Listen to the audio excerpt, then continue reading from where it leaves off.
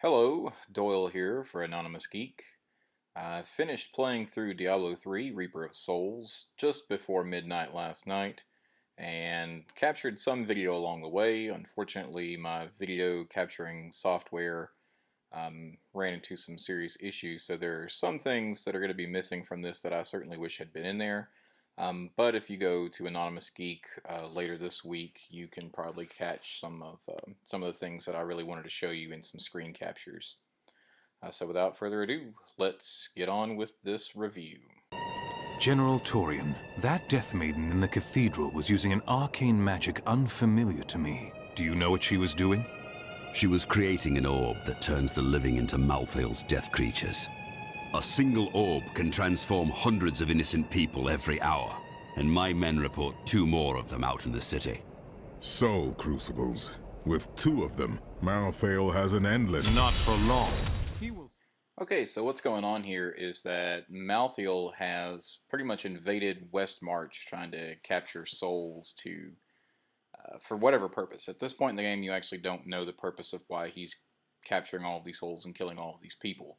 But he sent several of his lieutenants and left-hand people, and a lot of that's going to become revealed.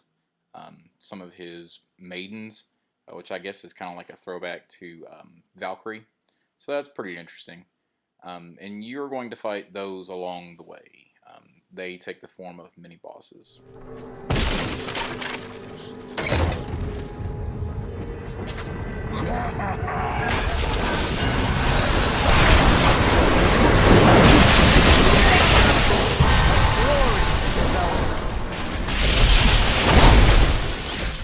Okay, what we've got right here is I just hit level 61, which unlocked for the mage the new black hole spell.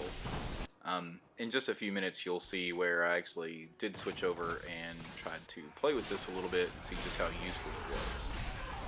To me personally as a mage, it's not necessarily going to be in my regular rotation until I can figure out how best it fits in for me. It does a pretty good job if you're a mage with crowd control. You can actually use it to draw people away from you, and that's pretty helpful.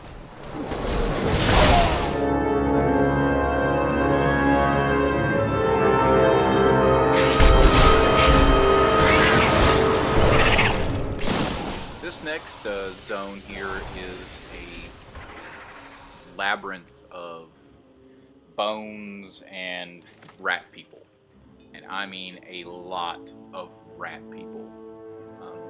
I didn't really spend a lot of time going through all of the different dungeons and zones because I just wanted to beat this game as quickly as I could. And if you're watching, you'll notice that I want to say I played through this expert.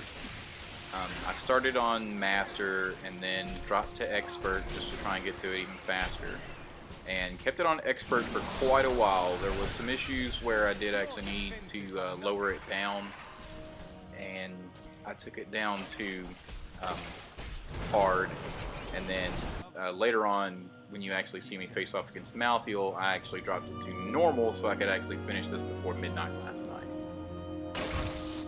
A lot of the areas here are pretty awesome. You can see back there that that furnace, which would be just something very inconsequential in the original Diablo III, not so much in Reaper of Souls. That thing actually does some serious damage unless you're heavily tanked.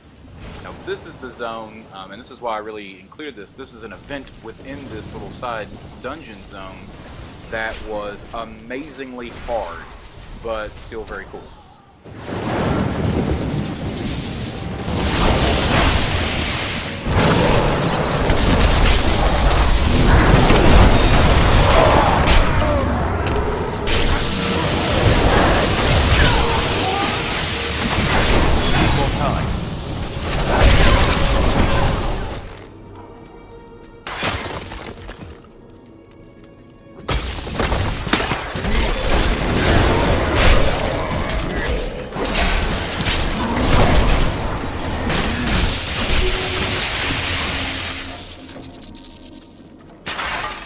Associate, tell me, does this incessant death and destruction ever reach an end?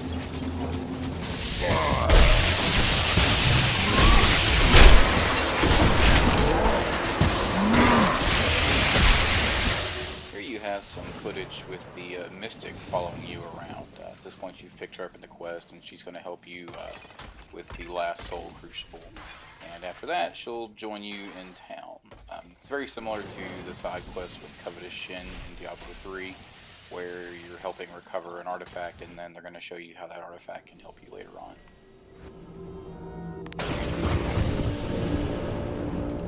You are such the artist when it comes to dispatching Death's minions.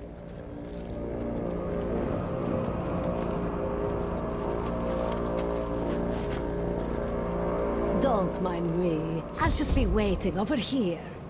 A wise decision. We won't allow any harm to come to you.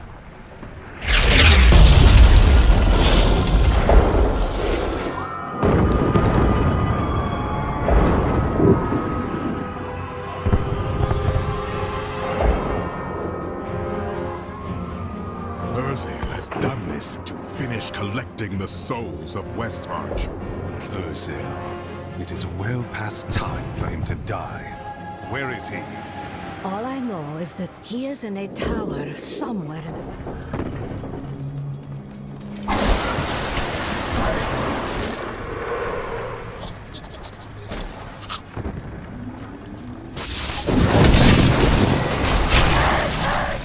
Okay, here we are about to go into the first boss battle of the game. There are 3 total. And this one is Urzael, the Chief Lieutenant of Malthael, who's leading the conquest here in Westmarch.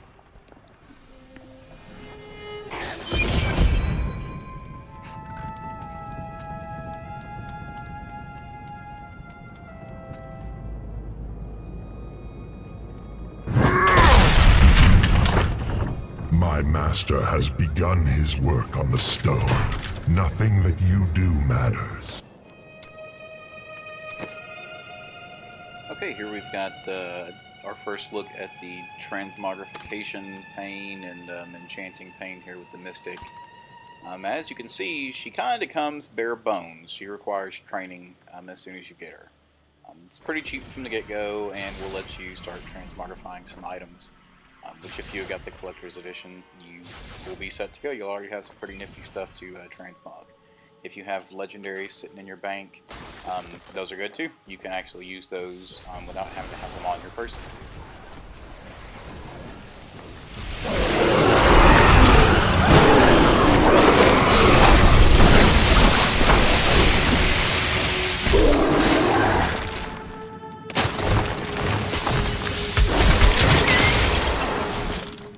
At this point, you're on the road, tracking down Adria, and at this point we have found her here, and she is revealing the location of Malthael, because she's actually looking for him too. And so it looks like we're going to Pandemonium Fortress. And a large, lengthy battle ensues here, which is kind of tricky. She's definitely a boss where you have to watch her step on the ground, because she has so many things going on between arcane and this weird blood magic and this weird desecration. And then from there you actually travel on to Pandemonium Fortress, and you get to see some great locations, some great ruined temples and battlegrounds and things like that.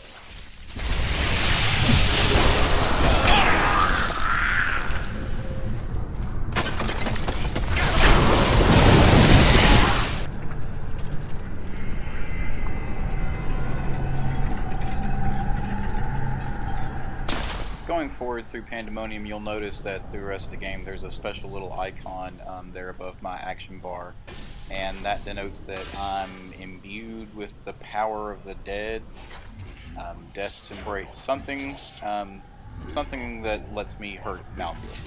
Because if you notice in trailers and stuff, you were physical attacks were unable to hurt Malthael. Well, apparently you have chatted up the dead, and they give you their support. So now you can actually track down and hurt Malthael.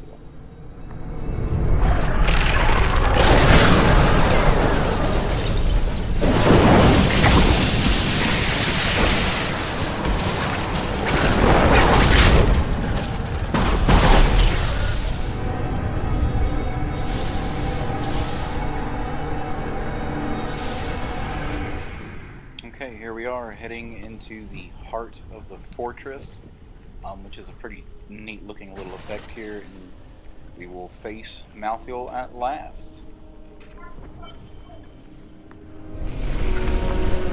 Soulstone is a born sanctuary. The blood of demons will soon be gone from all creation.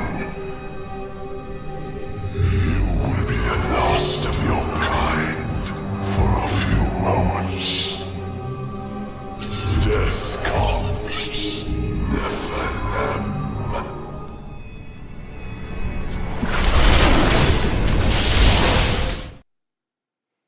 So there you have it, Diablo III Reaper of Souls. It's a really great game. Casual gamers might want to stick to the normal difficulties though. I started at a pretty higher level difficulty, which was starting at level 60 with about 35 Paragon levels, I believe. And the problem I had was that champions spawned right on top of level bosses. The sort of the sub-level bosses, I'm sorry. And that made for a very bad day real quick. So I had to lower the difficulty down to make it through. Malthael, a much more difficult boss to beat than Diablo was in Diablo 3. Otherwise, it's a really great game. It's going to have a lot of playability, and I don't want to give away too much, but they are primed for a sequel. Stay tuned for more information about Diablo 3 Reaper of Souls at AnonymousGeek.com. And you can see the unboxing of the Diablo 3 Reaper of Souls Collector's Edition on our YouTube channel. Be sure to subscribe. Thanks.